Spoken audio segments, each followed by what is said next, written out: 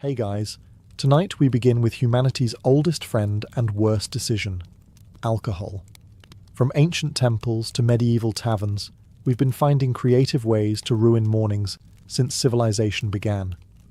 So before you get comfortable, take a moment to like the video and subscribe, but only if you genuinely enjoy what I do here. And let me know in the comments where you're tuning in from and what time it is for you. It's always fascinating to see who's joining us from around the world. Now, dim the lights, maybe turn on a fan for that soft background hum, and let's ease into tonight's journey together. Before civilization, before writing, before anyone figured out how to boil water without burning down the hut, someone accidentally invented getting drunk. It happened around 7000 BCE in Neolithic China, when a farmer left a pot filled with rice, honey, and fruit sitting around too long. The mixture fermented, as all neglected things do, and created a mysterious bubbling potion that smelled like both curiosity and regret. At some point, a human, possibly hungry, possibly stupid, definitely bored, decided to drink it. That moment, right there, was the dawn of human history. Not the invention of the wheel, not the discovery of fire, but the instant someone looked at a suspicious jar of spoiled fruit and said, "Yeah, I'll risk it." The first sip was confusing. The second felt amazing. By the third, our prehistoric hero was trying to explain emotions to a goat. The world spun, trees started looking philosophical, and everyone suddenly seemed like a really good dancer. It must have felt like touching the divine, which is probably what they told their friends before collapsing into a pile of mud. Congratulations, humanity. You've just discovered alcohol, and 5 hours later, the concept of consequences. Archaeologists later found 9,000-year-old pottery jars at the site of Jiahu, still stained with traces of that ancient brew, a blend of rice, honey, and hawthorn fruit. It's the earliest known cocktail, the prehistoric equivalent of whatever's in the fridge. Chemical analysis confirmed it was fermented, which means this wasn't an accident anymore. It was the beginning of a tradition.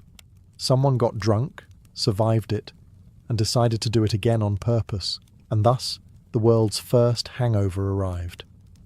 The next morning, our ancient innovator woke up in a puddle of their own choices, dehydrated, dizzy, and inventing the first known excuse. It must have been something I ate. This wasn't just a drink. It was humanity's first coping mechanism, a portable vacation from reality, long before there were jobs, taxes, or neighbours to blame. So, yes, while later civilizations would build pyramids, write laws, and split atoms, this is where it truly began. One forgotten jar, one bad decision, and one species realizing that sometimes oblivion tastes pretty good. If you ever needed proof that humans have their priorities backward, look no further than Mesopotamia. Around 4000 BCE, while the rest of nature was evolving for survival, humanity invented beer, and only afterward thought, you know what might go well with this? Food. Yes, beer came before bread.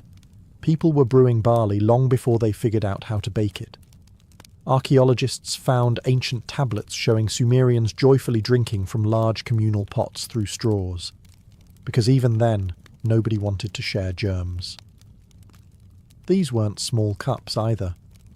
Imagine a group of adults hunched over what looks like a muddy punch bowl, sipping in silence and pretending it's a spiritual experience.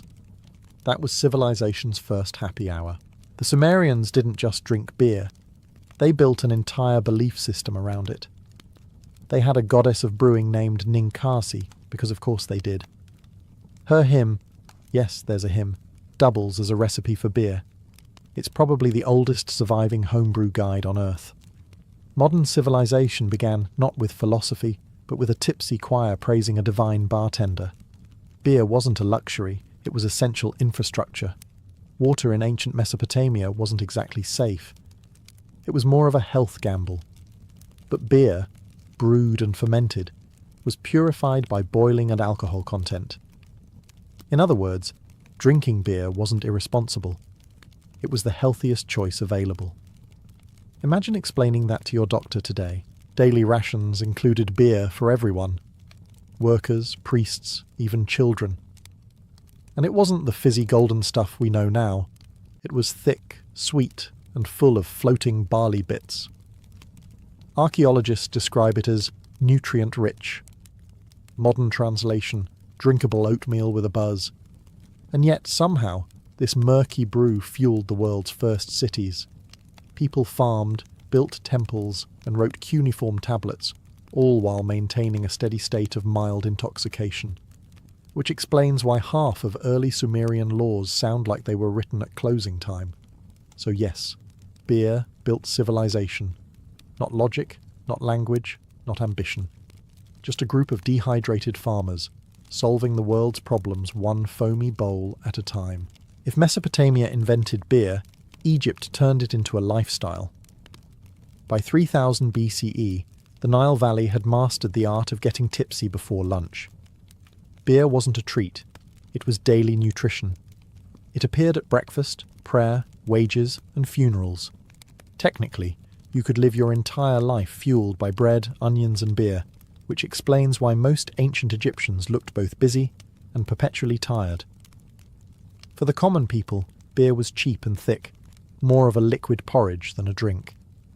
It was brewed from barley and emmer wheat, sweetened with dates, and poured into clay jugs that probably hadn't been cleaned since the reign of the last guy. Still, it was safer than Nile water, which came with bonus parasites. The average peasant drank 2 to 3 litres a day, which means half of Egyptian civilization was built by people who were quietly buzzed. Even children drank it. Not because ancient Egypt was wild, but because sober hydration wasn't an option. When the water gives you dysentery, beer for breakfast starts to sound perfectly reasonable. Parents would fill clay cups for their kids and send them off to school like it was orange juice. And we wonder why math was invented elsewhere. The upper class, meanwhile, preferred wine, the official beverage of people who didn't do manual labour. Pharaohs imported it from Syria and Greece, stored it in ornate jars, and pretended it was a symbol of refinement instead of grape juice gone rogue. Cleopatra herself supposedly had her own vineyard, because ruling Egypt apparently required both charm and Cabernet. Temples brewed on an industrial scale. Workers who built the pyramids were paid in daily rations of bread and beer, meaning the most iconic monument on Earth was fueled by carbohydrates and mild inebriation. The afterlife even came stocked with it. Tomb paintings show servants pouring beer for the dead, ensuring eternal refreshment, and, presumably, eternal hangovers. So while Egypt gave us papyrus geometry and divine kingship, it also gave us something more relatable. The eternal truth that life is easier to endure when it's slightly blurry around the edges. While the Egyptians were drinking bread soup and calling it beer, the Chinese were doing something far more refined, or at least pretending to. Around 3000 BCE, early brewers in the Yellow River Valley began fermenting rice, millet, and fruit into beverages that actually tasted intentional. Archaeologists have found ornate bronze vessels coated in residue that once held early Chinese wine, proof that humanity's talent for turning dinner into liquid regret was now a global phenomenon. Unlike other cultures that stumbled into intoxication, the Chinese organized it. Fermentation wasn't a happy accident, it was chemistry with religious backing. Alcohol was considered a gift from the heavens, a bridge between mortals and their ancestors. Which is poetic until you remember that this bridge usually ended with someone singing off-key before passing out in a rice field. Drinking became central to ritual life. Kings and nobles hosted elaborate ceremonies where wine was offered to the spirits, and then immediately to themselves, just to make sure it was safe. Ancient texts mention officials who lost their positions for being too sober at court banquets. In other words, abstaining wasn't just uncool, it was politically risky. The Chinese didn't brew casually, they engineered it. They refined fermentation vessels, standardized recipes, and even documented alcohol etiquette. By the Shang dynasty, around 1600 BCE, court life was one long, well-funded tasting session. There were official drinking songs, drinking cups shaped like animals, and, inevitably, the first government warnings about excess. Because even the world's oldest bureaucracy realised that productivity plummets when half your ministers are horizontal. Still, alcohol was seen as sacred, the water of life, as early poets called it. It inspired calligraphy, music, and the kind of philosophy that only makes sense until you reread it sober. Even Confucius, the future champion of discipline, warned against drunkenness, with the kind of weary tone that suggests personal experience. So while other civilizations were still figuring out how to keep their beer from exploding, the Chinese were already holding formal banquets, toasting their ancestors, and probably forgetting half their toasts by dessert. Civilization, it seems, doesn't truly begin until someone's offering spiritual enlightenment with a side of fermented fruit. If there's one thing that unites all early civilizations, it's their determination to make sure someone was drinking during the invention of writing. In Mesopotamia, around 2700 BCE, alcohol wasn't just a beverage, it was a plot device. The world's oldest known story, the Epic of Gilgamesh, reads like an ancient cautionary tale about friendship, mortality, and drinking outside your comfort zone. The story introduces Enkidu, a wild man who lives among animals until a woman lures him into civilization with two very convincing arguments: bread and beer. After his first drink, Enkidu became human, which is a polite way of saying he discovered the magic of lowered standards. The Sumerians didn't believe alcohol corrupted man. They believed it completed him. Somewhere, a modern philosopher is still trying to argue that point with less evidence. In Mesopotamia, beer wasn't just social, it was spiritual. Temples doubled as breweries, priests moonlighted as bartenders, and offerings to the gods often included a fresh pint. Archaeologists have found clay tablets featuring ancient recipes, literal hymns to Ninkasi, the goddess of beer. They read less like scripture and more like a medieval pub song. Praise the brew, stir the mash, and may your liver hold out another year.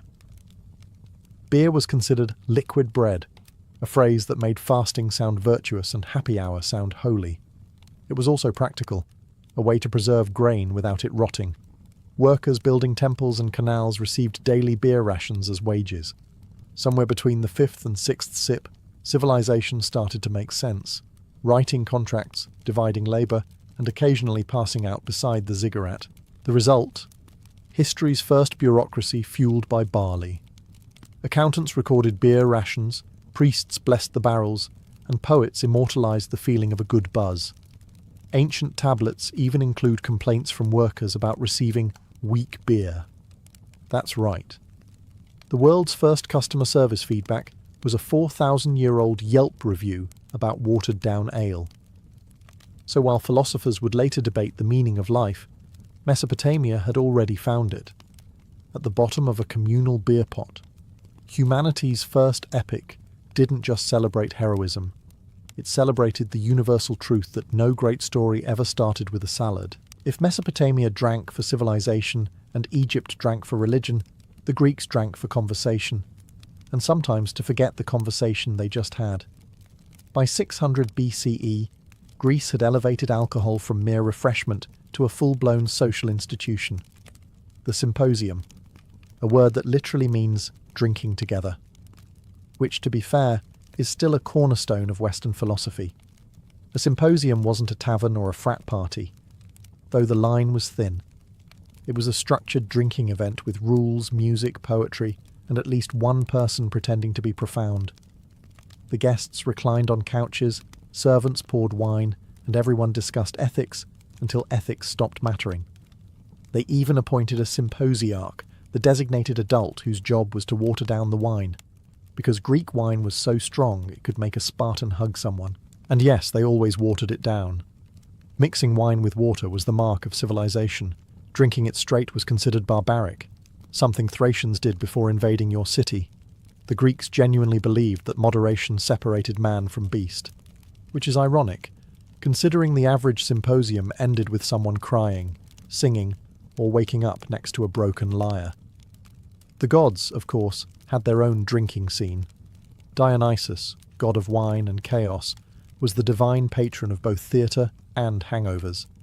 His followers roamed the countryside, dancing, shouting, and making modern music festivals look like knitting clubs. To the Greeks, intoxication wasn't just indulgence, it was temporary madness blessed by heaven. Philosophers weren't immune either.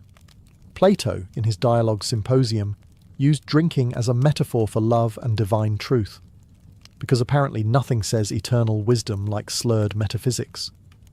One can imagine Socrates, cup in hand, insisting that virtue is knowledge, while everyone else debated whose cup that was.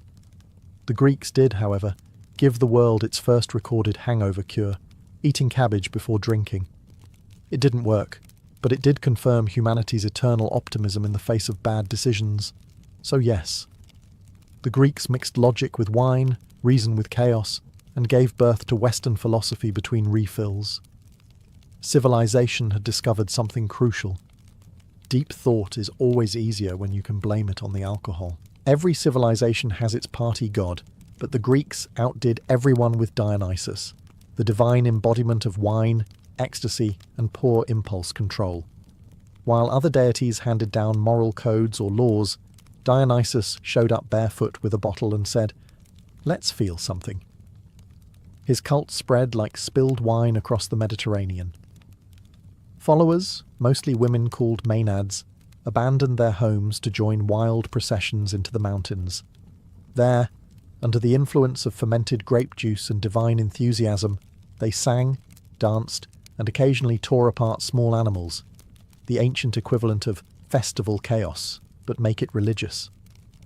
To outsiders, this looked insane. To believers, it was transcendence. The Greeks saw drunkenness not as sin, but as a divine state, temporary madness that stripped away logic and let mortals glimpse the gods. In short, Dionysus was history's first spiritual excuse for bad decisions. His festivals, the Dionysia, were wild, joyful, and mandatory. They started as wine-soaked parades and ended up inventing theatre. Yes, Western drama literally began as a drinking festival.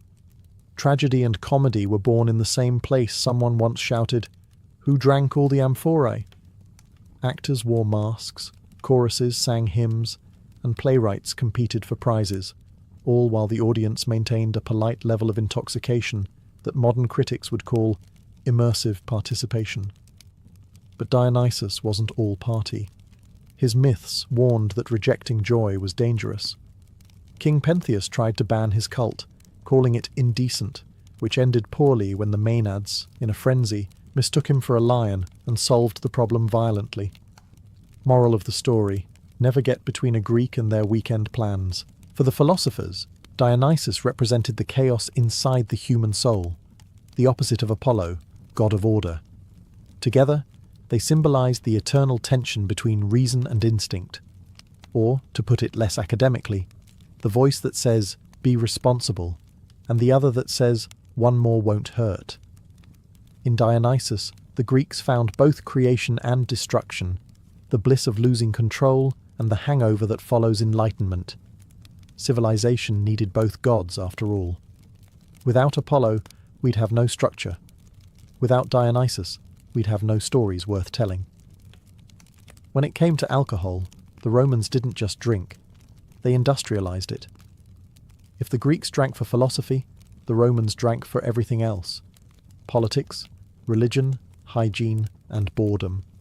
They had a saying, "In vino veritas," in wine there is truth, which probably explains why so many Roman truths ended with bad decisions and new emperors. Wine was the fuel of the empire.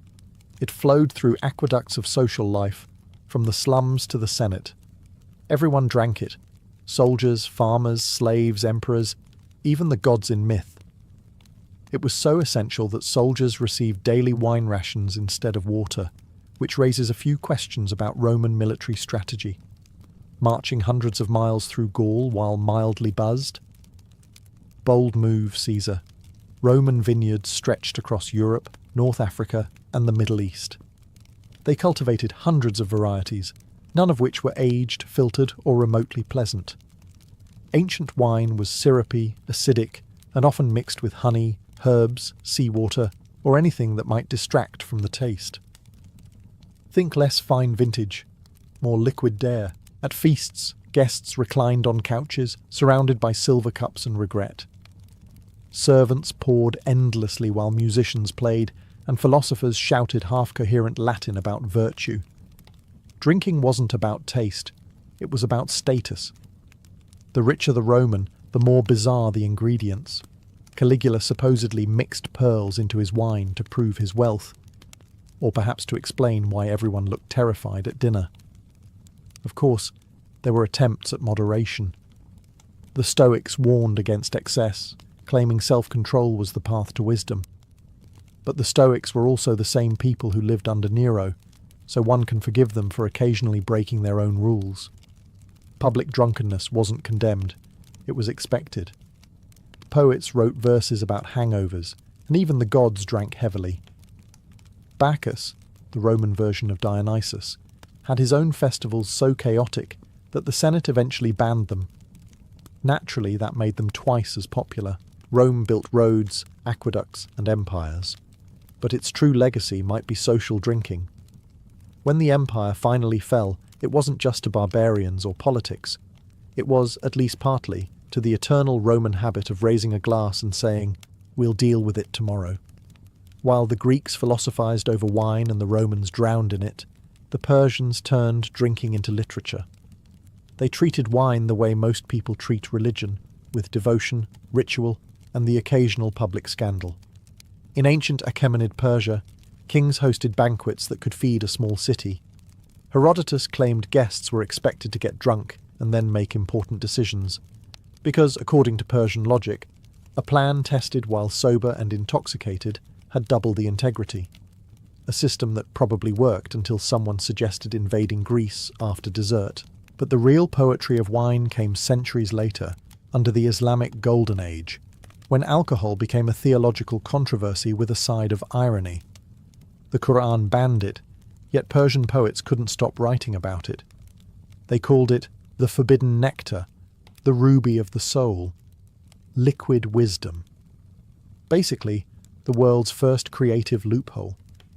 No one mastered the art of poetic intoxication quite like Omar Khayyam, the 11th century astronomer, mathematician, and wine enthusiast who turned hangovers into haikus. His Rubaiyat reads like a soft rebellion, verses dripping with nostalgia, philosophy, and subtle blasphemy. "A jug of wine, a loaf of bread, and thou," he wrote, which is ancient Persian for date night under house arrest. In truth, Persian society had a complex relationship with the bottle. Publicly, wine was sinful. Privately, it was practically an art form. Aristocrats drank in lush gardens surrounded by fountains, poetry, and plausible deniability. They toasted to love, beauty, and occasionally the hypocrisy of their own laws. It was the kind of cultural tension only a civilization both brilliant and deeply self-aware could sustain. Persian physicians even prescribed wine for health, diluted, of course, to strengthen the spirit and improve digestion. So yes, even medieval doctors were giving out excuses. By the time travellers from Europe arrived, they were shocked to find that Persians, officially dry, were quietly running some of the most refined wineries in the world. The Persian relationship with alcohol was a balancing act. One hand writing scripture, the other uncorking metaphor. They didn't just drink to forget. They drank to remember beautifully. While Rome sipped its spiced wine and recited poetry about empire, the so-called barbarians of northern Europe were doing something far more efficient, getting unapologetically drunk. The Celts, Germans, and Norse didn't care about etiquette, philosophy, or proper dilution ratios. They cared about results, namely, forgetting winter and improving their confidence in battle. The Greeks called them barbarians because they didn't mix their wine with water. The barbarians called the Greeks boring. Their preferred brews were mead and ale, both of which came in quantities that could drown a small child. Mead, fermented honey and water, was the drink of heroes, kings, and anyone who could stand upright long enough to refill their horn. The Vikings believed mead came from the gods themselves, specifically from a mythical vat filled with honey and poetry. The fact that this beverage inspired both war songs and spontaneous axe-throwing contests says a lot about its effectiveness. The Celts had their own beer, brewed in clay pots and flavoured with herbs instead of hops. They drank it from communal bowls, shouting toasts that probably sounded inspiring at the time and incoherent the next morning. In Celtic culture, hospitality meant refilling your guest's cup until they achieved spiritual enlightenment, or passed out. Meanwhile, the Germans developed ale so strong that even Roman diplomats mentioned it with caution. When Tacitus wrote about German tribes, he described them as fierce, brave, and fond of drunken councils, which is ancient Latin for, they keep making military plans they can't remember. But drinking wasn't just recreation, it was ritual. To the northern tribes, alcohol connected them to their ancestors and gods. Warriors drank before raids to gain courage, and after battle to forget what they'd done with it. Mead was sacred at funerals, weddings, and every occasion that could be made slightly louder. When Rome finally fell, it wasn't the barbarians drinking that shocked them. It was the realization that these uncivilized people had been celebrating life the whole time. Where Rome had laws, they had toasts. Where Rome had rhetoric, they had rhythm. In the end, the so-called barbarians didn't just conquer the empire, they outdrank it. And that, in its own way, might be history's most intoxicating victory. When the Roman Empire collapsed, it left behind three things: bad roads, suspicious water, and an enormous collective hangover. Into that chaos stepped a new kind of hero, the monk. They didn't wear armour, wield swords, or chase glory. They brewed beer. Yes, while barbarians were busy inventing kingdoms and plundering libraries, monks quietly perfected the art of fermentation. In cold, draughty monasteries from France to Bavaria, they discovered that beer could be more than survival fluid. It could be holy hydration. During fasting, when food was forbidden but liquids were allowed, monks brewed a thick, nourishing beer they nicknamed liquid bread. It was practical theology. Obey God, stay hydrated, and feel pleasantly detached from earthly suffering. Medieval monastic beer wasn't the light golden brew we know today. It was dense, cloudy, and packed with calories. More a meal you could pour than a drink you could chug. Monks refined recipes, experimented with yeasts, and standardized brewing temperatures centuries before craft beer became a personality trait. Some even kept brewing logs more detailed than royal chronicles, because priorities. Every monastery had its own style. The Benedictines favoured malty sweetness, the Cistercians aimed for purity, and the Trappists perfected patience, the virtue most useful when your entire existence revolves around waiting for fermentation. Beer wasn't just sustenance, it was an economic engine. Monks sold it to pilgrims, travellers, and anyone desperate to forget feudalism for an evening. The church tolerated this because, frankly, it worked. Beer was safer than water and kept the populace content. A mildly intoxicated peasantry was a peaceful one. And since monasteries controlled production, holiness stayed comfortably profitable. Some historians credit these monks with saving beer itself. Without their careful record-keeping, brewing might have vanished alongside Roman plumbing and dental hygiene. Instead, they turned it into a science. Today, when you crack open a Belgian ale, you're tasting the legacy of men who took vows of silence, and then invented a drink that made silence enjoyable. So while knights won glory and kings claimed crowns, monks won something more enduring: the eternal gratitude of anyone who's ever needed to make medieval life a little more bearable. While monks were brewing salvation one barrel at a time, everyone else in medieval Europe was simply trying to stay cheerful, or at least hydrated. Enter mead, the golden honey-based ancestor of all comfort drinks. Before hops became fashionable, mead was the sweet, sticky drink of choice for kings, peasants, and anyone who needed to forget the weather for a few hours. Mead had ancient roots but found its true calling in the Dark Ages, when it shone like liquid sunlight in a world of mud and superstition. It was easy to make, just honey, water, and a bit of reckless optimism. Fermentation did the rest. In northern Europe, where grapes refused to grow and barley froze half the year, mead became the closest thing to happiness in a cup. The Norsemen treated it as divine. According to legend, the gods themselves drank from the mead of poetry, a celestial brew that granted wisdom, eloquence, and occasionally terrible singing. Viking skalds composed verses about it, which might explain why half their poetry reads like a drunk text carved into stone.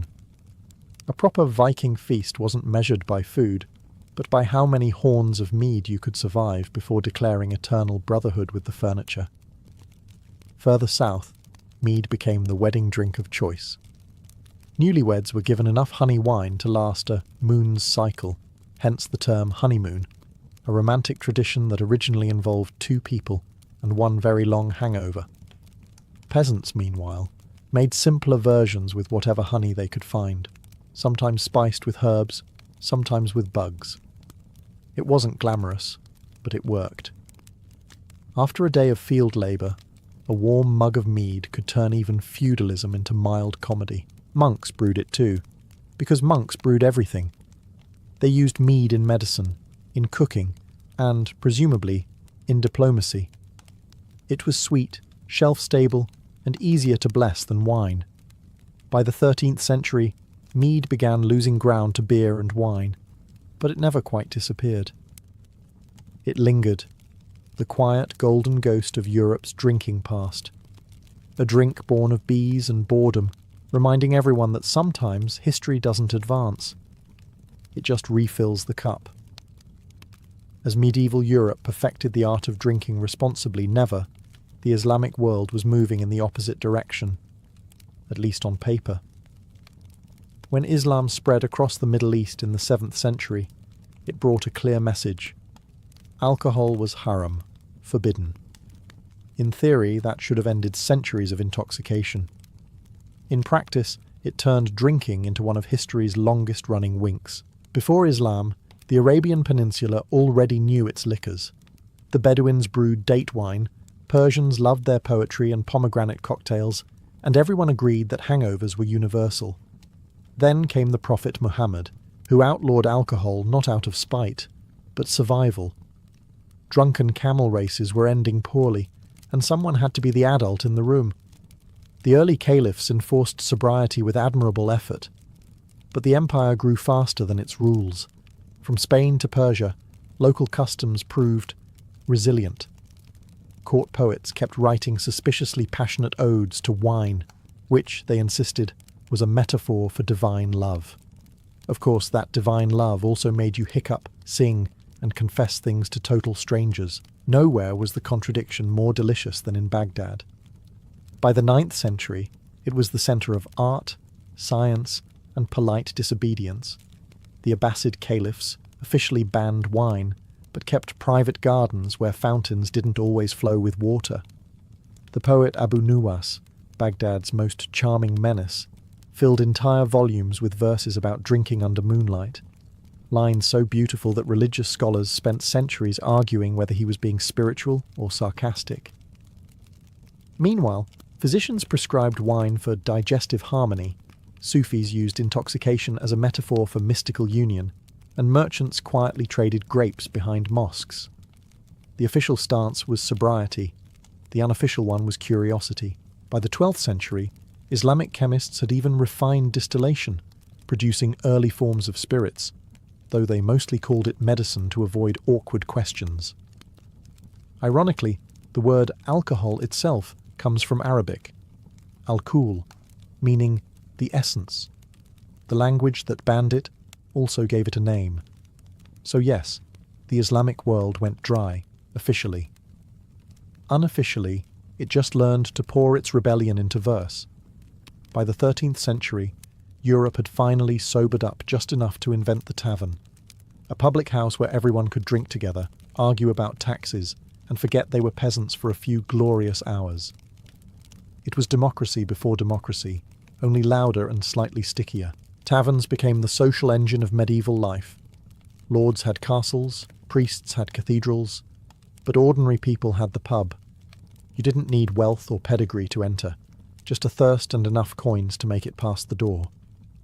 Inside, the floor was straw, the air was smoke, and the rules were simple. Drink, sing, and pretend your problems were the king's fault. They popped up everywhere, along trade routes, near markets, beside churches, because convenience matters. For travellers, taverns were lifesavers. For locals, they were therapy with a handle. It was the one place where a blacksmith could debate theology with a monk, a farmer could complain about rent to a knight, and everyone could agree the ale tasted better last week. Alewives, women who brewed and sold beer, ran many of these establishments. They were entrepreneurial, fierce, and often accused of witchcraft, mostly because their success made men uncomfortable. Their trade signs, broomsticks, cats, and cauldrons, later inspired much of the witch imagery we know today. So yes, medieval feminism smelled faintly of hops. Taverns also became the birthplace of politics. Revolution doesn't start in palaces. It starts wherever someone's shouting, "You know what we should do," over a third mug of ale.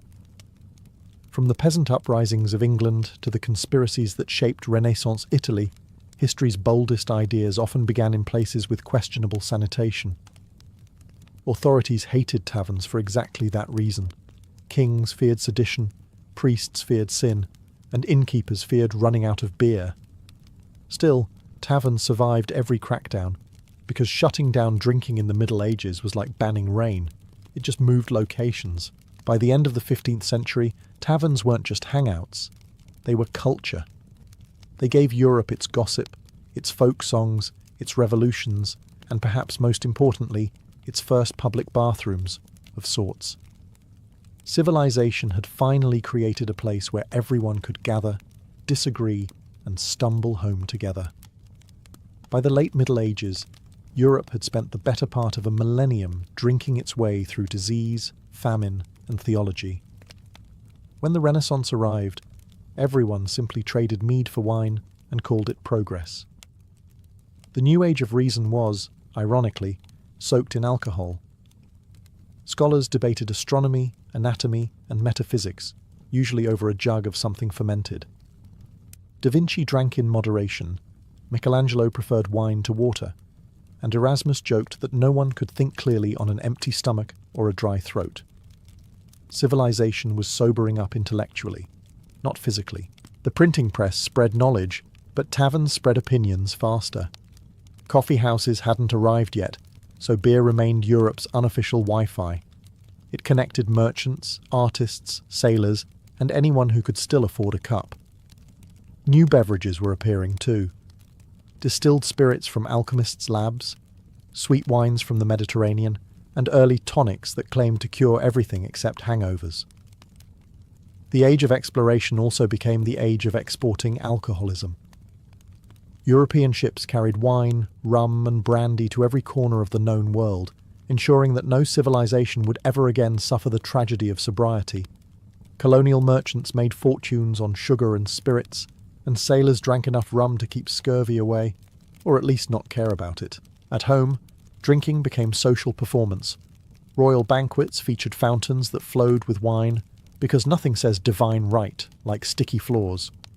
Henry VIII brewed his own ale, proving you can dismantle a church and still be very committed to homebrewing. Meanwhile, peasants continued their eternal tradition, drinking the same weak ale and pretending not to notice that nothing had changed. By the 17th century, Europe stood on the edge of modernity, with printing, science, and political reform, but still firmly clutching its mug. The church had doctrines, the universities had logic, and the taverns had better attendance. It's tempting to think of alcohol as a side note to history, but it's closer to the soundtrack. From ancient rice brews to Renaissance vineyards, the story of civilization isn't just about invention, it's about endurance. And humanity, ever resourceful, found that a little fermentation made endurance taste a lot better. The year was 41 BCE. Rome stood fractured, its triumvirs uneasy allies after the assassination of Julius Caesar. Mark Antony, the brilliant but impulsive general, had been sent east to restore order and secure loyalty among Rome's provinces. Yet beyond politics awaited a woman who could alter the course of empires, Cleopatra VII, Queen of Egypt. Antony summoned her to the city of Tarsus to answer charges that she had aided Caesar's enemies. It was a power play, Rome reminding Egypt who ruled the Mediterranean. But Cleopatra had no intention of appearing as a supplicant. Instead, she arrived as a goddess. Her barge sailed up the Cydnus River, draped in purple sails that caught the sun like molten gold. Perfume wafted across the water, and musicians played as attendants fanned her throne. She reclined beneath a canopy of gold cloth, dressed as Isis incarnate, the goddess of fertility and power. When Antony finally laid eyes on her, the balance of power shifted. He had faced legions, conspiracies, and kings, but never a woman who could command silence with a glance. Cleopatra understood performance better than any ruler of her age. She knew that perception was power, and she crafted her entrance as carefully as Rome forged its swords. Antony, both soldier and sensualist, found himself enthralled. The two dined together that night in a spectacle that outshone any Roman triumph. Banquets of roasted peacocks, jewelled goblets brimming with wine, and laughter that lingered until dawn. Yet beneath the silken gold was strategy.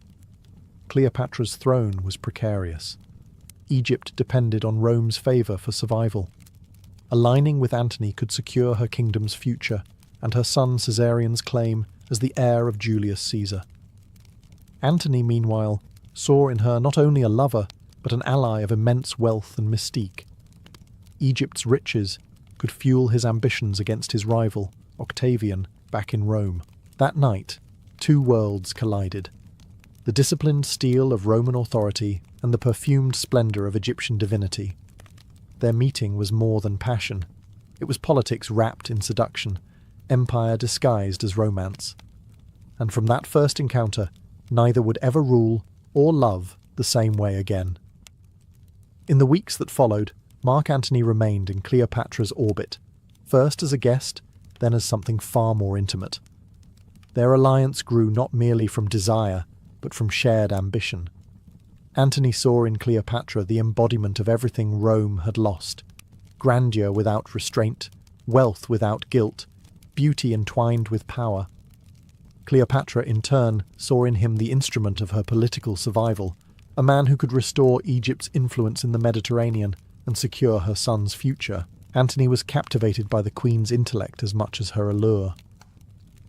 Cleopatra was fluent in multiple languages, quick with wit, and utterly fearless in debate. She could discuss philosophy with the same ease that she ordered fleets into the Nile.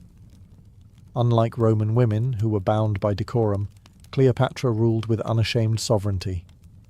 To Antony, who had spent years under the shadow of Caesar and the scrutiny of Rome's Senate, her presence was intoxicating. She offered him what the Republic never could: freedom from politics disguised as duty. Their days were spent in lavish feasts, philosophical conversations, and carefully staged games. Together they formed the Inimitable Livers, a private society devoted to excess, luxury, and laughter. They disguised themselves at night, wandering Alexandria's streets in playful anonymity, drinking with sailors, mocking magistrates, and living like mortals instead of monarchs. The city adored them. Cleopatra's charisma turned every appearance into theatre, and Antony's rough charm complemented her perfectly. But while they revelled, the world beyond their golden walls was changing. In Rome, Octavian, Julius Caesar's adopted son, watched Antony's behaviour with growing suspicion. Every rumour of debauchery, every tale of Egyptian splendour, reached his ears and stoked his resentment. To Octavian, Antony was no longer a Roman hero, but a man seduced by an Eastern temptress, one who threatened the unity of the Republic itself. Still, Antony dismissed such whispers as envy. He believed his military prowess, and his name could withstand any scandal. Cleopatra encouraged his confidence, gifting him ships, silver, and soldiers to secure his campaigns. Together, they forged not only a romance, but a partnership meant to rival Rome's might. In Alexandria, they were king and queen of pleasure and power alike, two rulers in love, defying the empire that sought to divide them. But Rome, jealous and unrelenting, was already sharpening its knives. By the time Antony returned to Alexandria in 37 BCE, his bond with Cleopatra had evolved from indulgence to calculated alliance. The queen had proven herself indispensable. Egypt's treasury overflowed with grain, gold, and the fabled Nile wealth that Rome's legions could never fully plunder. For Antony, who dreamed of surpassing Caesar's glory and ruling the Eastern world, Cleopatra was both muse and means. She welcomed him with the splendor of a pharaoh. Banquets glittered beneath ceilings of silver stars, and dancers reenacted the divine union of Isis and Osiris, symbolizing their own partnership. Cleopatra presented Antony with gifts not of love, but of empire: ships for his campaigns, soldiers trained in Egyptian archery, and the loyalty of the eastern provinces. In return, Antony granted her territories: Cyprus, Crete, parts of Syria and Cilicia, restoring much of Egypt's former Ptolemaic domain. It was a gesture that infuriated Rome, which saw its general carving away pieces of the Republic for a foreign queen. To their followers, however, Antony and Cleopatra appeared as divine counterparts, he as the new Dionysus, god of wine and conquest, she as Isis, the mother of kings. Together, they styled themselves rulers of the East, openly embracing the grandeur of monarchy that Rome pretended to despise but secretly envied. Antony's Roman discipline softened. He dressed in Eastern robes, adopted Egyptian rituals, and held court in the lavish palace overlooking the Nile. Cleopatra bore him twins, a boy and a girl named Alexander Helios and Cleopatra Selene, symbols of their union's divine legitimacy. Their births were celebrated as omens of a new dynasty that would unite East and West. Cleopatra saw in her children not just heirs, but living proof that her bloodline could outlast Rome's. Yet not everyone rejoiced. In the marble halls of the Senate, whispers turned to outrage. Antony's distribution of kingdoms to Cleopatra's children, the so-called donations of Alexandria, was viewed as treason. To the Romans, he was no longer a protector of their interests, but a man bewitched, handing the world's riches to an Egyptian seductress. In their palace, the lovers toasted to eternity beneath the fragrance of lotus and myrrh. But beyond the Nile, storm clouds gathered. Octavian's propaganda began to paint them as enemies of Roman virtue, a decadent queen and a fallen hero, daring to dream of empire in defiance of the Republic. As the years passed, Antony and Cleopatra built a world that seemed to float between myth and power, a realm of pleasure gilded by ambition.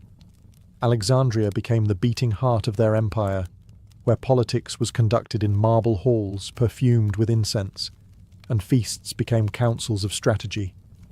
The queen's court shimmered with philosophers, engineers, and poets, each serving her vision of an Egypt reborn under divine rule.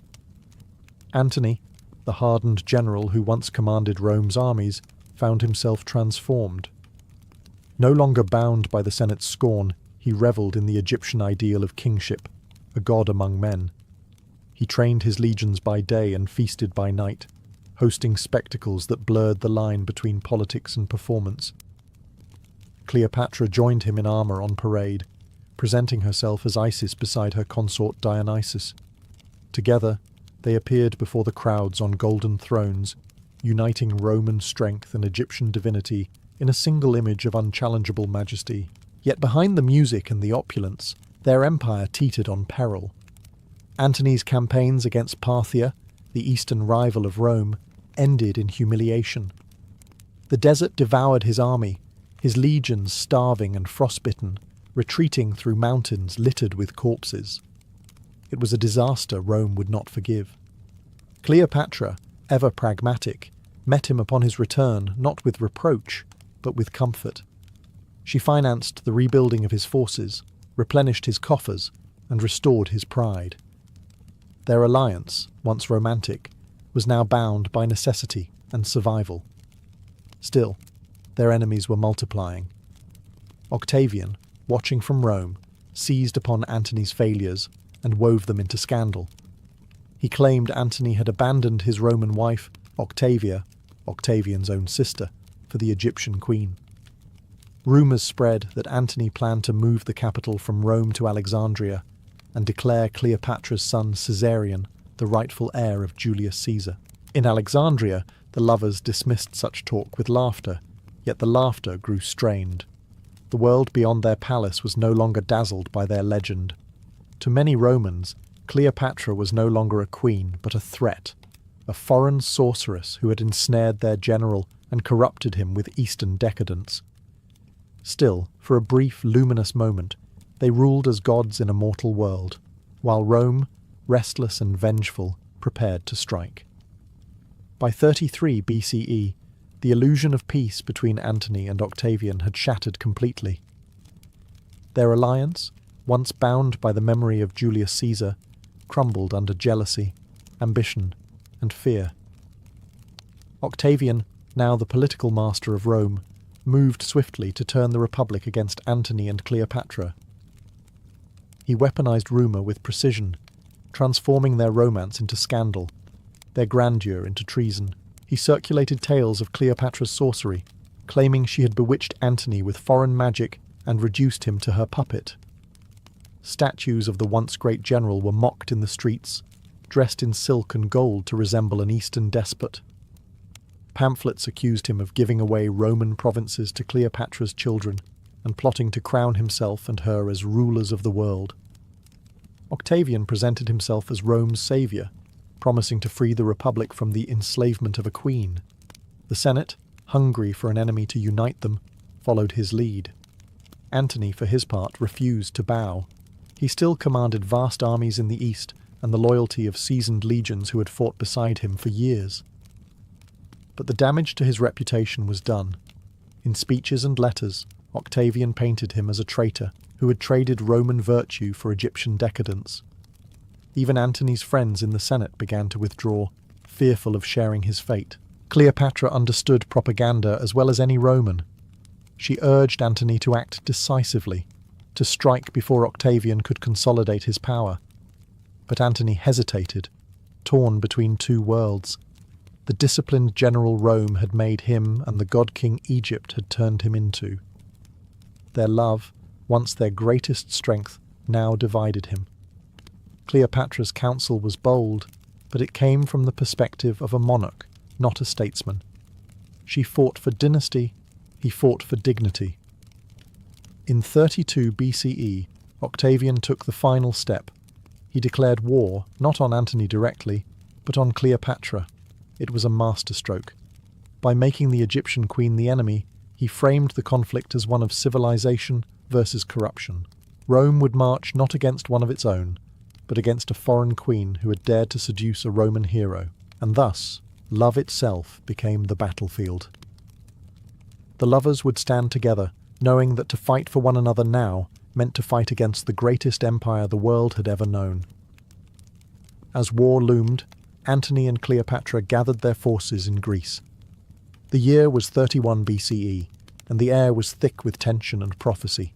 Their combined armies were vast, hundreds of warships, tens of thousands of soldiers, and enough gold to fund a decade of conflict.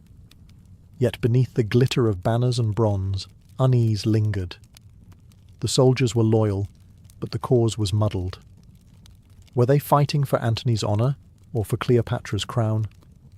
For Rome, or for love? Antony established his headquarters at Patrae, while Cleopatra arrived with her fleet, magnificent galleys adorned with purple sails and gilded prows.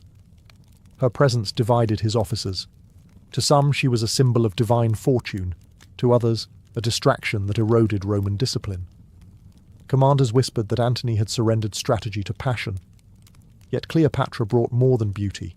She brought money, provisions, and a fleet trained on the Nile, disciplined and fierce. Without her, Antony's campaign would have starved before it began.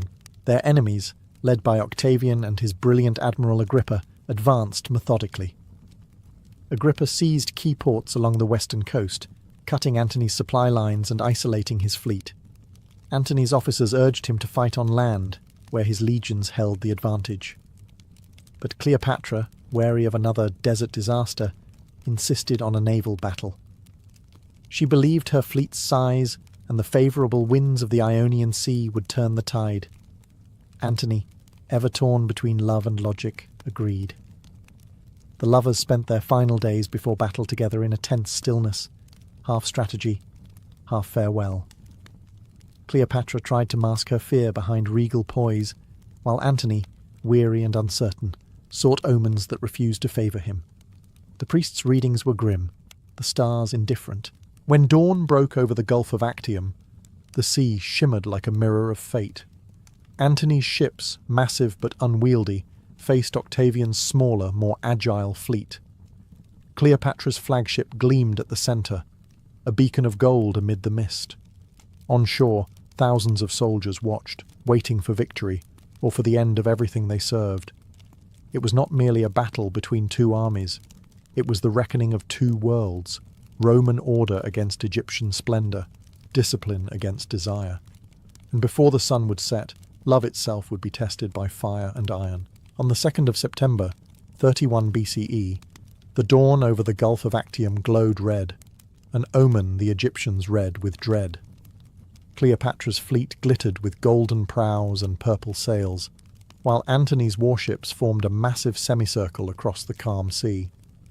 On the opposite side, Octavian's Admiral Agrippa commanded leaner, faster vessels, perfectly suited for manoeuvre and discipline. The world's greatest powers faced each other across the water, and history itself seemed to hold its breath. The first clash came with the roar of rams striking hulls and the hiss of flaming arrows cutting the air. Antony's ships, though powerful, were heavy and slow. Agrippa's forces danced around them like hornets, burning sails and piercing decks. The chaos grew, smoke turning the bright day into a choking twilight. Amid the din, Cleopatra's flagship waited behind Antony's line, its golden canopy trembling with the wind. Then, at the height of confusion, Cleopatra made her move. Seeing the tide turning against them, or perhaps fearing capture, she raised her sails and steered south toward open water. Whether it was panic, strategy, or prearranged escape, no one can say. But Antony, upon seeing her banner retreat, abandoned command. He leapt into a small vessel and followed her, leaving his fleet leaderless. The sight of their commander fleeing shattered the morale of his men. Roman discipline crumbled into chaos. Ships burned, crews surrendered, and the sea became a graveyard of broken oars and corpses. Agrippa's fleet surged forward, crushing what remained. By nightfall, the battle was over. Rome had triumphed. When Antony finally reached Cleopatra's ship, the two met in silence. The victory banquets of Alexandria, the music, the laughter, all seemed like relics from another life. Their empire of love had turned to ash. Cleopatra tried to console him, but Antony's eyes were hollow. He had been a soldier all his life, and he knew what defeat meant: dishonour, exile, and the slow erasure of his name from history. Together, they sailed back to Egypt under a sky devoid of stars. The sea that had once carried their triumphs now bore only ruin. Actium had not merely ended a battle, it had broken the spell that had once bound love and empire together. When Antony and Cleopatra returned to Alexandria after Actium, their once mighty empire was a shadow of its former glory. The city that had once celebrated their splendour now trembled with uncertainty. The merchants whispered, the nobles watched, and the priests prayed. But all could feel it. Rome was coming. Still, within the marble halls of the palace, the lovers refused to yield to despair. Cleopatra filled the courts with music and incense, determined to maintain the illusion of power, even as the world collapsed around them. Antony, once the Lion of Rome, was broken. He rarely appeared in public, choosing instead to train what troops remained with grim determination. He still had the loyalty of a few thousand men, but his spirit was fading. Cleopatra tried to rekindle his strength, reminding him of his victories, of his name, of his legend, but Antony knew that Octavian's shadow stretched too far to escape. In his heart, He understood that their story was nearing its end. Cleopatra, however, was not done fighting. She began secret negotiations with Octavian, sending emissaries bearing gold and promises. Her message was simple. Egypt would surrender peacefully if her children and throne were spared. She hoped to save her dynasty, even if her love could not be saved.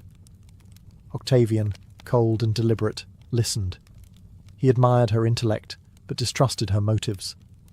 To him, Cleopatra was not a queen, but a symbol, a serpent to be displayed, not reasoned with. Antony soon learned of these secret talks. Betrayal, or at least the illusion of it, cut him deeper than any sword. Rage turned to despair. Love turned to silence. The palace, once filled with laughter, now echoed only with footsteps and the distant sound of waves breaking against the harbour walls. Outside Alexandria, Octavian's legions marched closer, their banners glinting in the desert sun. The Nile delta filled with the rumble of war machines and the scent of dust and iron. Cleopatra ordered her fleet burned to prevent its capture. Flames devoured the last symbol of their defiance, casting black smoke into the Egyptian sky. As night fell over Alexandria, Cleopatra stood upon her balcony and looked toward the west, toward Rome, toward destiny. She knew that her reign, her love, and perhaps even her life, would not see another sunrise. The final act was about to begin. By the summer of 30 BCE, the sands of Egypt had turned red with Rome's advance. Octavian's legions closed in on Alexandria from every direction, their banners gleaming beneath the relentless sun. Cleopatra's forces, outnumbered and demoralized, began to crumble. The city's gates, once the pride of the Ptolemies, now stood as mere symbols of defiance against the inevitable. Inside the palace, Cleopatra and Antony faced the end with the same intensity that had defined their love. Antony, haunted by failure and the loss of his honour, resolved to meet death as a Roman should. When false news reached him that Cleopatra had taken her own life, he fell upon his sword. As he bled out, servants rushed to tell him the truth, that the queen still lived. Mortally wounded, Antony demanded to be taken to her. They carried him to Cleopatra's hidden chamber, where she had taken refuge in her mausoleum, a glittering tomb she had built for herself long before defeat. As he was lifted through a window, bleeding and pale, Cleopatra held him in her arms. He died there, whispering her name, the last word of a soldier who had conquered half the world but been conquered by love. Octavian entered Alexandria soon after. He found Cleopatra in mourning but still regal, draped in gold and defiance. He promised her safety, intending to parade her in chains through the streets of Rome as a living trophy of his triumph. But Cleopatra, the last pharaoh of Egypt, would not be humiliated. She prepared her final act as carefully as she had once prepared her entrance to Antony's court. On the 12th of August, she adorned herself in royal robes and seated herself upon her throne one last time. At her feet lay a basket of figs, harmless to the eye, deadly within. Concealed among them was the asp, the sacred serpent of Egypt, symbol of divine royalty and death. As it bit her, Cleopatra remained silent, her face serene. She died as she had lived, on her own terms, between history and myth. When Octavian found her lifeless body, he realized he had conquered a kingdom but lost a legend. With Cleopatra's death, the line of the pharaohs ended, and Egypt became a province of Rome. Yet her story, of love, power, and defiance, would echo through the centuries, eternal as the Nile itself.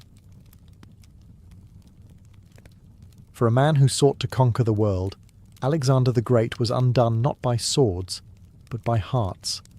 The son of Philip II and tutored by Aristotle, Alexander was raised to see power as destiny.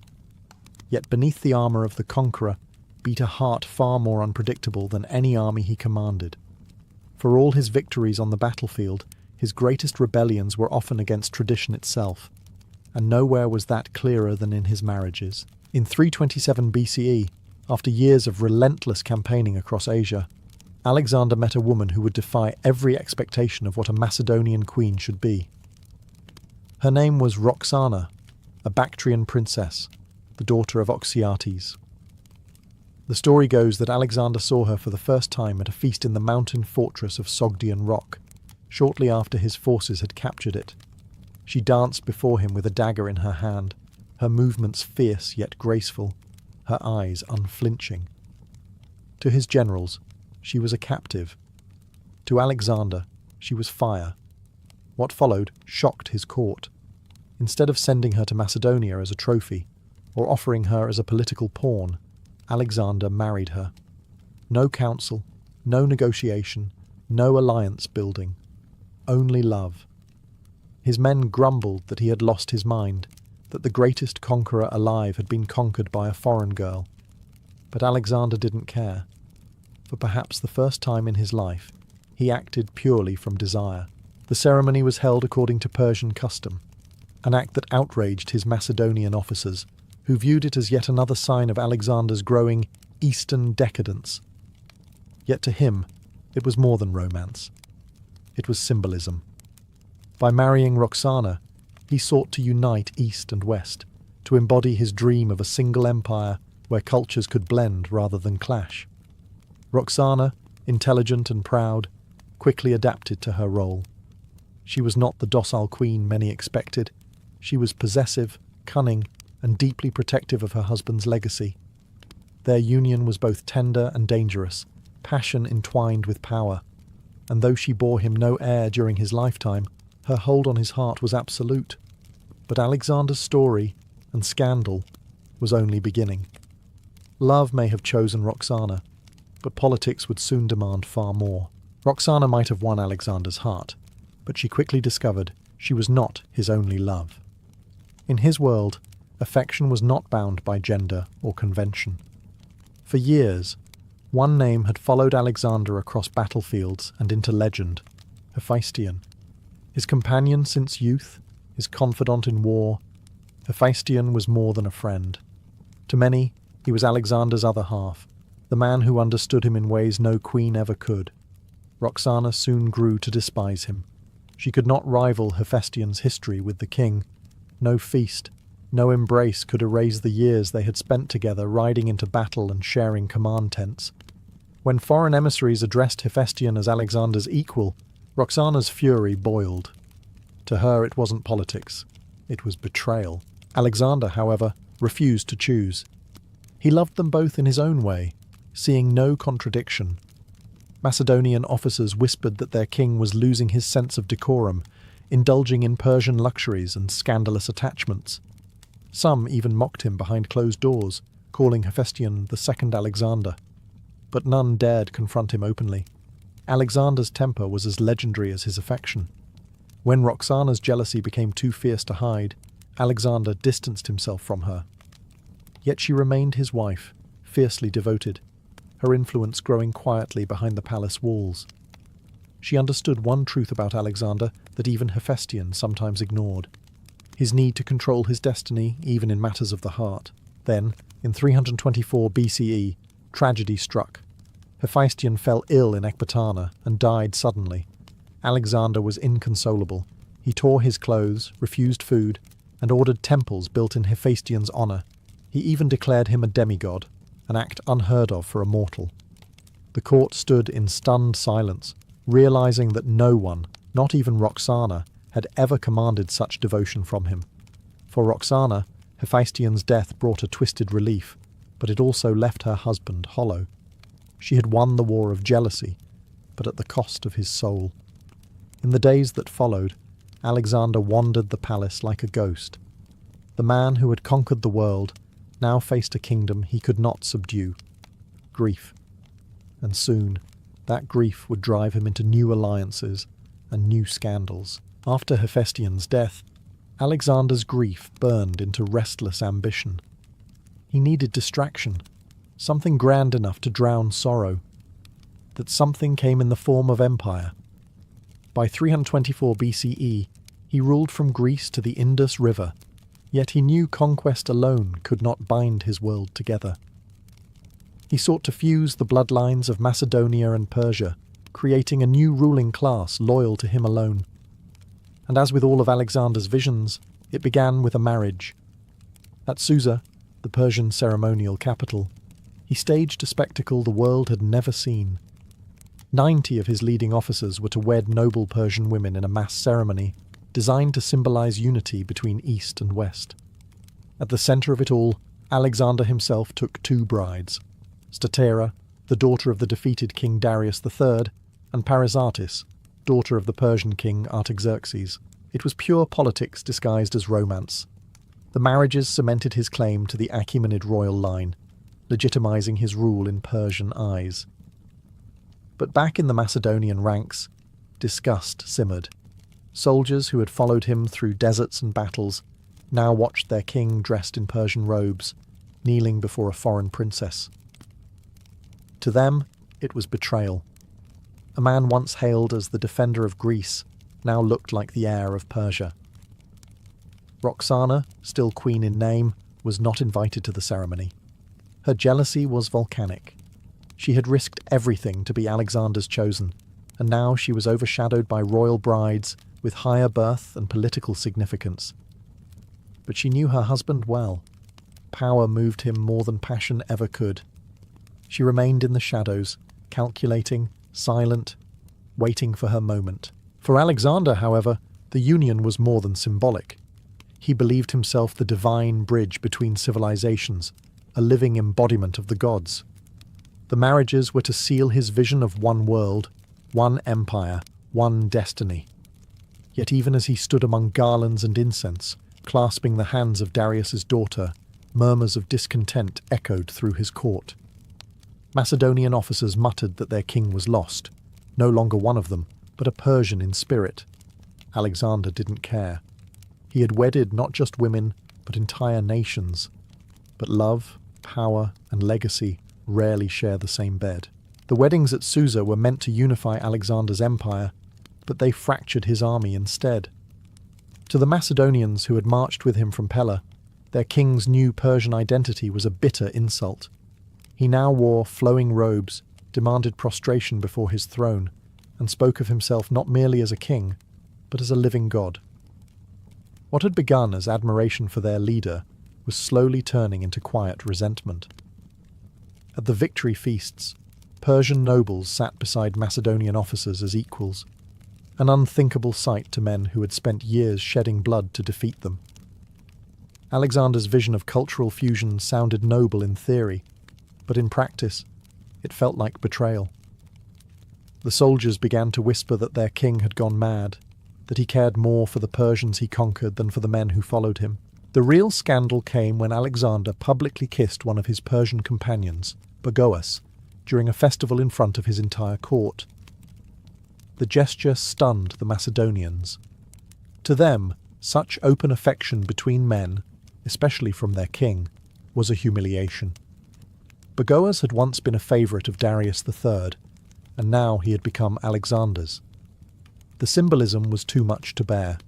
The Macedonian lion had inherited not only Persia's empire, but its courtiers and their vices. Some officers tried to remind Alexander who he was, a Greek king, not an Eastern despot. But Alexander had long since stopped listening. He surrounded himself with flatterers and mystics who called him the son of Zeus Ammon, destined to rule as a god among men. Those who resisted his transformation often met grim fates. Clytus the Black, one of his oldest companions, was slain by Alexander's own hand after daring to criticize him during a drunken quarrel. By the time the army reached Babylon, the divide was complete. The soldiers worshipped their general, but no longer understood their king. To them, he was lost, consumed by Persian luxury, blinded by love and ambition. But Alexander saw something they could not. An empire bound not by swords, but by marriage, ritual, and faith. His vision was magnificent, terrifying, and utterly his own, and it was about to consume him. Roxana's silence after the Susa weddings was not forgiveness. It was calculation. She had watched Alexander take 2 Persian princesses as wives before the eyes of the world, and though she smiled for ceremony, her fury ran deep. She had once been the only woman in his life, the symbol of his love beyond politics. Now she was a shadow beside two royal brides with greater lineage and richer dowries. But Roxana was not a woman who accepted defeat quietly. While Alexander celebrated unity, Roxana studied survival. She knew that in this new empire of blended cultures, the most dangerous battles were fought in the bedroom, not the battlefield. Her rival, Statera, the daughter of Darius, was a symbol of Persia's royal bloodline, a woman whose very existence legitimized Alexander's rule. Roxana understood what that meant. If Alexander died, Statera's son could one day inherit the empire. Roxana could not allow that. Her patience ended when Alexander fell ill in Babylon in 323 BCE. As the king's strength faded, the court fractured. Generals whispered, wives waited, and ambitions bloomed in every corridor. When the conqueror of the world finally died, chaos erupted. Roxana moved with terrifying precision. She summoned Statera and her sister to Babylon under the guise of reconciliation, then had them both murdered. Their bodies were quietly buried, their names erased. Roxana's child with Alexander would now be the only heir to his legacy. It was a ruthless act, but in the world Alexander had built, mercy was a weakness. The same woman who had once danced before him with a blade in her hand now wielded it in his absence. Macedonian officers turned pale at the rumour of her deed, yet none dared to challenge her. She was, after all, the mother of Alexander's son, and in the fragile order left behind, that gave her power few could touch. Still, vengeance came at a price. Roxana gained an empire's throne, but lost the love that had once defined her. In her attempt to protect her place in history, she became the very thing she had once feared, a pawn of politics, a queen surrounded by ghosts. Alexander had conquered nations. Roxana conquered the aftermath. The empire Alexander left behind was as vast as it was unstable, stitched together by blood, ambition, and love gone wrong. After his death, the so-called successors, his generals, tore the world apart in their struggle for power. But amid this chaos, one haunting reminder of his vision remained: the widows of Susa.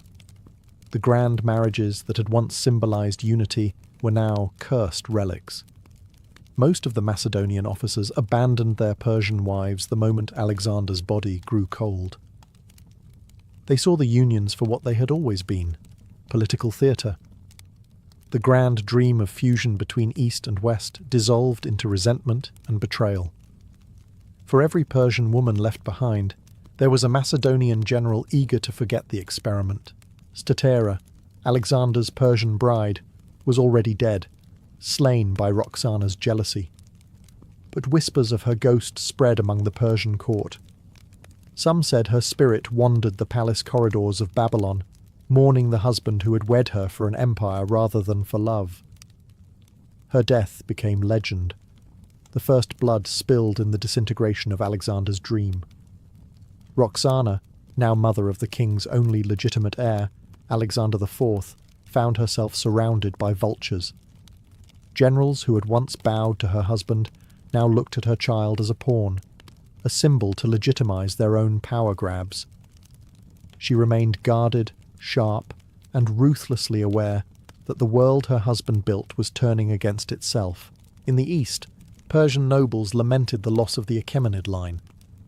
To them, Alexander's marriages had been a blasphemy, a Greek conqueror trying to wear their crown. In the west, Macedonian veterans scoffed that their king had gone native, calling his Persian weddings the final proof of his corruption. The empire he had married together now divorced itself along the same cultural lines he had tried to erase. The ghosts of Susa were not just the abandoned wives or the murdered princesses. They were the dying echoes of Alexander's impossible dream. His attempt to unite hearts and empires had failed. What remained was grief, betrayal, and the slow unravelling of everything he had once held sacred. After Alexander's death, Roxana became both queen and prisoner, a woman trapped in the empire her husband had built, but could no longer hold together. Her only protection was the child she carried, Alexander's son, the infant who would be known as Alexander IV. That child was her crown, her shield, and her curse. Every general in the fractured empire saw him as a tool, the key to legitimacy in a world now ruled by ambition and steel. Roxana fled Babylon under the protection of Perdiccas, Alexander's trusted lieutenant who claimed to guard the royal family. But loyalty in this new world was as fragile as glass. The generals, Ptolemy in Egypt, Antigonus in Asia, Cassander in Macedonia, were carving up the empire piece by piece. None of them feared Roxana. They feared the name her child bore. The boy represented unity, something none of them could allow to survive. Still, Roxana played her part shrewdly. She projected the image of a grieving widow, meek and loyal, while quietly manoeuvring behind the scenes. She reminded those around her that her son was not just a prince. He was the living blood of Alexander the Great, born of both Macedonian and Persian lines. It was a story she wielded like a weapon, invoking the memory of the man no one dared openly betray. But time was cruel. The world had no place for a child king or a queen without an army. Perdiccas was soon murdered, and with his death, Roxana lost her last true ally. She and her son were taken to Macedonia, placed under the protection of Cassander, a man whose smile concealed the patience of a serpent. For years, Roxana kept the boy hidden, teaching him tales of his father's greatness, whispering that one day he would reclaim his birthright. Yet deep down, she knew the truth. Alexander's empire was dead, and so was the dream that had once bound it. By the time her son reached adolescence, Cassander no longer needed symbols. Quietly, efficiently, he ended the last chapter of Alexander's bloodline. Roxana and her son were executed in secret. The world moved on, and the widow who had once ruled the greatest empire on earth vanished, leaving only legend in her place. By the time Roxana and her son vanished from the world, Alexander's story had already begun to slip into legend. His empire had splintered, his generals had crowned themselves kings, and the dream of a united world lay in ruins. Yet amid the smoke of forgotten cities, one truth endured, that no man had ever loved, ruled, or defied convention quite like Alexander.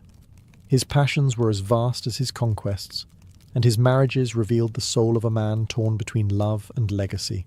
The people of his empire told different stories depending on where they lived. To the Persians, Alexander was the foreign god-king who had tried to blend their bloodlines with Macedonian steel. To the Greeks, he was the tragic genius who lost himself to Eastern decadence. And to his soldiers, the men who had followed him through deserts and across the Hindu Kush, he was something far stranger, a man too human to be a god, yet too godlike to be fully human. His loves too became part of that mythology. Roxana, the wild beauty from the mountains, came to symbolize passion, love at first sight, fierce and doomed. Statira, the daughter of Darius, represented diplomacy and empire, the marriage of conqueror and conquered. And somewhere in between stood Hephaestion, the soulmate, the mirror of Alexander's own restless heart. Together they formed the trinity of his desire, the lover, the queen, and the companion, each embodying a different facet of who he was. The Macedonians, who once mocked his Persian customs, later told tales of divine signs at his wedding, of omens that foretold his death and glory. Poets in Alexandria compared him to Achilles and Patroclus, while Persian storytellers claimed that Roxana's child would one day return as a god reborn. Even centuries later, Roman emperors and medieval kings would look to Alexander's life for inspiration, and to his loves for warning. For in the end, Alexander's marriages were more than scandal. They were prophecy. They revealed the cost of vision, the price of uniting worlds that were never meant to merge. His empire perished, his wives died, his son was silenced. But the legend of the man who loved too boldly, ruled too widely, and lived too fiercely would never die. In the centuries that followed his death, Alexander became more myth than man. Historians chronicled his victories, Poets praised his courage, and rulers across continents sought to claim his bloodline or his blessing. But the stories that lingered most vividly were not only about the cities he burned or the kingdoms he built. They were about the people who loved him, and the ruin those loves left behind. The marriages that once scandalized his court became symbols of his contradictions. Roxana, the wild bride of passion, murdered in obscurity. Stateira, the royal bridge to Persia, slain for her lineage. Hephaestion, his companion of the soul, gone before him, leaving a void that no crown could fill. And Alexander himself, the man who thought he could unite love and empire, buried in a tomb no one can find. Together, their lives formed a tragedy as grand as any epic, not of conquest, but of the human heart. In trying to merge East and West, Alexander tried to merge himself. The Greek hero and the Persian god, the lover and the conqueror, the mortal and the divine. But his marriages revealed that no man, not even one who conquered the world, could conquer his own nature. His vision of unity had demanded love to serve politics, and politics to serve love, an impossible balance that left only blood and legend in its wake. His generals learned the lesson too late. The empires they carved from his corpse lasted mere decades before they devoured each other. The dream of a single world, born in a moment of ambition and sealed in the wedding halls of Susa, dissolved into centuries of war. What Alexander had joined through desire, history tore apart through greed, and yet perhaps that was always his fate.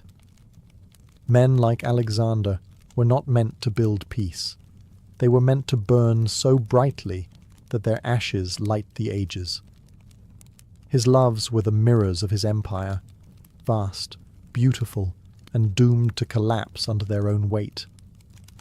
In the end, Alexander left behind no heirs, no peace, and no resting place, only a legacy of brilliance, and the eternal whisper of the lovers who followed him into history's shadow. The day in a Roman legionary camp began not with sunlight, but with the sharp cry of the tuba, the Roman trumpet that cut through the morning air like a blade. Before dawn, thousands of men stirred within rows of leather tents, each soldier wrapped in his cloak, his gear neatly stacked beside him. There was no such thing as sleeping in. The Roman army valued punctuality more than comfort. Within moments, an entire camp awoke as one, a machine of men and discipline. The first task of the day was dismantling the previous night's camp. Every tent, tool, and weapon had its place. Legionaries moved with mechanical precision, folding leather tents, gathering stakes, and packing the camp's portable altars. Fires were doused, ashes buried. Not even a scrap of waste was left behind. To an untrained eye, it might have looked like chaos, but to Rome, it was art. Order forged from routine. Soon came breakfast, usually cold bread, cheese and water or sour wine, eaten quickly and in silence. Officers barked orders while centurions paced the lines, checking that every man was properly equipped. Helmets gleamed, sandals were strapped tight, and shields rested against packs that could weigh nearly 30 kilograms. Each soldier carried his own kit, cooking tools, stakes for palisades, rations, and personal gear. Rome didn't rely on servants. The legionary was the army. Then came the march. The cornice blew another signal, and like clockwork, the legions fell into formation. The standard-bearers raised the eagles high, and the column began to move, thousands of iron-clad feet striking the earth in unison. Dust rose, birds scattered, and the sound of marching boots rolled across the land like thunder. They would walk for miles before stopping, the empire's unstoppable tide inching forward one measured step at a time. Yet before nightfall, they would build again. A new fortress rising from the ground with the same precision as the last. Every camp, every trench, every wall was part of the rhythm of empire. This was the secret of Rome's strength, not just its swords, but its discipline. Even at dawn, when the world still slept, the legions were already at work, turning wilderness into civilization, one trumpet call at a time. Once the last trumpet call faded, the march began, not in chaos, but in flawless precision. A Roman legion on the move was the most disciplined sight the ancient world had ever seen. Tens of thousands of men, each carrying nearly half their body weight in armour and gear, moved in tight formation along roads carved by their own hands. The columns stretched for miles, but every step, every pause, and every command followed the same rhythm, as if the entire army shared one heartbeat. The order of march was sacred. Scouts rode ahead to secure the route, followed by engineers and surveyors who measured distances and marked where the next camp would be built. Behind them came the vexillari, the standard bearers, carrying banners that identified each unit.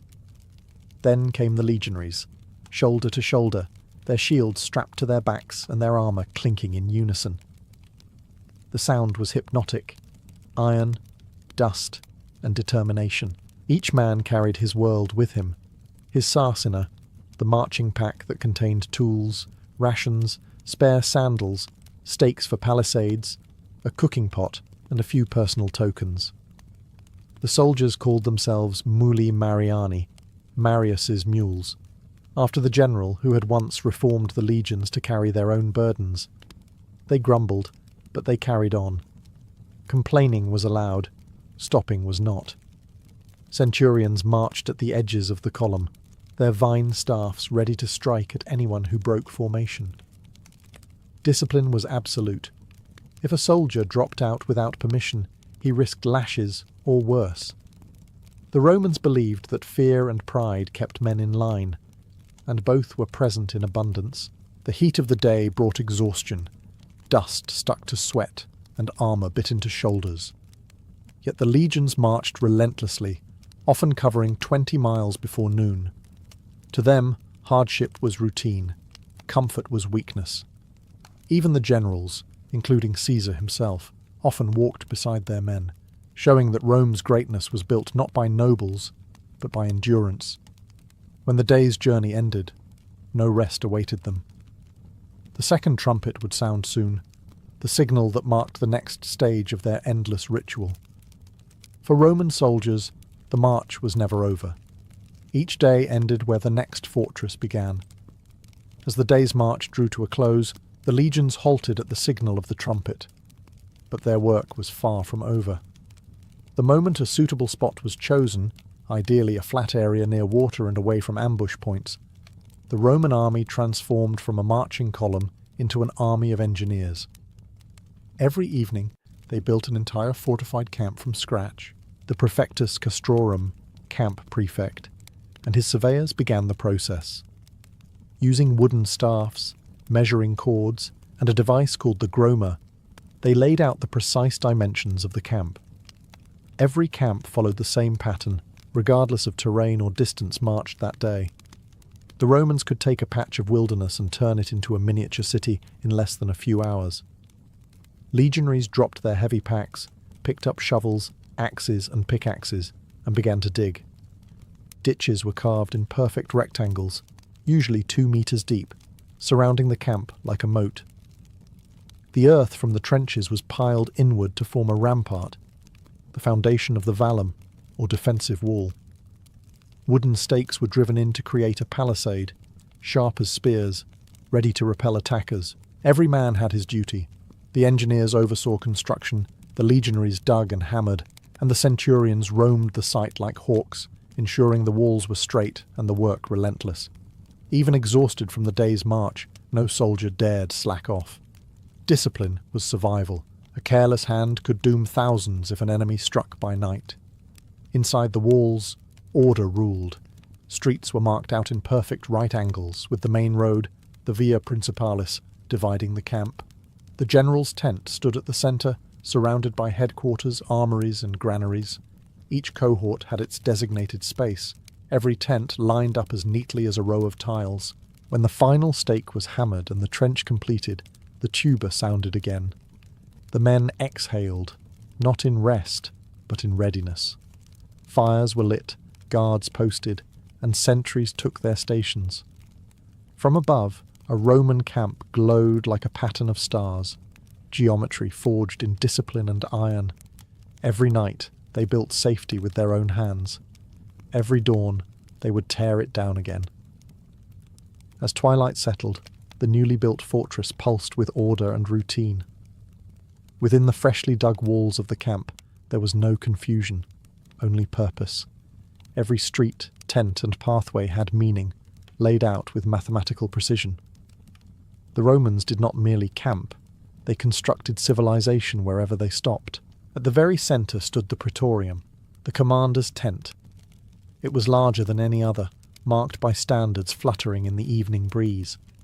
Here, the general would plan the next day's march, issue orders, and dine surrounded by his officers. Maps were spread across wooden tables, candles flickered against bronze armour, and decisions that would shape empires were made over bread and wine. Around the praetorium lay the administrative heart of the camp, the Principia, where records were kept, pay distributed, and messages received. It also served as a shrine for the legion standards, sacred emblems that soldiers swore to defend with their lives. Losing a standard was considered worse than death. Regaining one could redeem an entire legion's honour. To one side stood the Questorium, a guarded area holding the army's supplies, food, weapons, siege tools, and the treasury. Every item was counted, sealed, and recorded. The Romans understood that war was not won by swords alone, but by logistics. Grain and discipline were as vital as courage and steel. Farther out, rows of leather tents filled the camp, perfectly aligned like the streets of a city. Each contubernium, a group of 8 soldiers, shared one tent and a small cooking area. Here, men joked, argued, and mended gear. The smell of wood smoke and boiled lentils drifted through the air. Laughter mixed with the clang of armour being repaired and the rhythmic scrape of whetstones on blades. Evening meals were humble: barley porridge, cheese, dried meat, and watered wine. Yet for men who had marched for miles and dug for hours, it was a feast. Centurions walked the lines, ensuring discipline, while engineers checked fortifications. Every sound had order, every task a reason. As night deepened, torches burned in even intervals, casting long shadows across the camp's streets. The praetorium glowed faintly at its heart, a reminder that this was not just a resting place, but a living fortress, beating in perfect Roman rhythm. As the camp settled into evening, the daily rhythm of a Roman legionary continued, one built on order, repetition, and endurance. There was no leisure, only the illusion of rest. Every action, even the simplest, had its place within the structure of military discipline. After constructing the fortifications, soldiers turned to maintenance. Armour had to be polished, weapons sharpened, and shields inspected for cracks. Neglect was not tolerated. Rust and dull edges could mean death in battle. The camp rang with the rasp of whetstones, the creak of leather being repaired, and the quiet murmur of men speaking Latin, Greek, or native dialects. 1,000 tongues bound by the same iron code. Dinner came next. Each contubernium, a group of 8 men, gathered around their small fire to cook a shared meal. The food was simple: barley porridge, beans, cheese, sometimes a piece of salted pork. It wasn't much, but it was consistent, and in the Roman army, consistency was survival. Soldiers carried their own cooking tools, their own grain, and even their own mills. A Roman legion was self-sufficient, a mobile city that fed, armed, and maintained itself without depending on local supplies. Once fed, the men cleaned their area meticulously. Waste was buried, tools neatly arranged, and fires extinguished except for those kept for watch duties. Order was sacred. An untidy camp was a punishable offence. The centurions made their rounds, inspecting tents and checking lists. They were the backbone of the army, hard men who enforced Rome's will with both courage and cruelty. As dusk deepened, the tuba sounded again, the signal for the evening watch. Guards took positions along the ramparts and gates, their torches flickering against the new walls they had built only hours before. Beyond the camp's perimeter stretched wilderness, forests, hills, or barren plains filled with the unknown. Inside, all was control. Outside, chaos waited. before sleep, prayers were offered. Some soldiers whispered to Mars for strength, others to household gods far from home. Then came silence, a heavy, disciplined stillness broken only by footsteps of sentries and the distant hoot of owls. For the legionary, peace was not the absence of war. It was the brief calm between trumpet calls. As darkness blanketed the camp, the illusion of rest gave way to vigilance. The Romans never slept carelessly. They understood that danger did not vanish with daylight. Each night, strict order governed who watched, who slept, and who would answer for failure. The Vigiliae Nocturni, or night watches, divided the hours between sunset and dawn into 4 shifts. Every soldier knew when he was to guard, and every centurion knew that a single mistake could destroy them all. At the start of the first watch, the tribune and senior centurions inspected the sentries stationed along the vallum, the earthen wall crowned with wooden stakes. Torches flickered across the perimeter, their glow bouncing off iron helmets. Sentries stood at regular intervals, peering into the night beyond the trench. They carried spears and wore their armour even while guarding, for attack could come at any moment. A raiding party, a band of thieves, or worse, a stealthy enemy waiting for sleep to dull the Roman edge. Each guard shift lasted roughly 3 hours, marked by the rhythmic sound of the bucina, the curved horn that signalled the change of watch. When one guard's duty ended, another replaced him seamlessly. No shift was ever empty, no gate was ever unwatched. If a soldier was caught sleeping on duty, punishment was swift and brutal, often death by stoning or beating at the hands of his comrades. Discipline in the legions was not mere obedience, it was survival. Fear of dishonour ran deeper than fear of pain.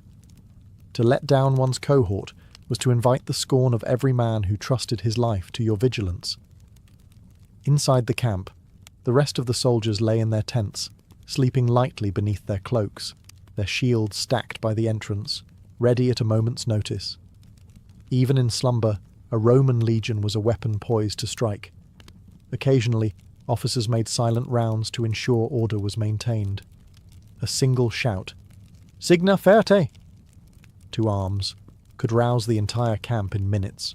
Outside the palisade, the world was silent. The faint rustle of wind through trees, the crackle of torches, the metallic breath of soldiers standing watch.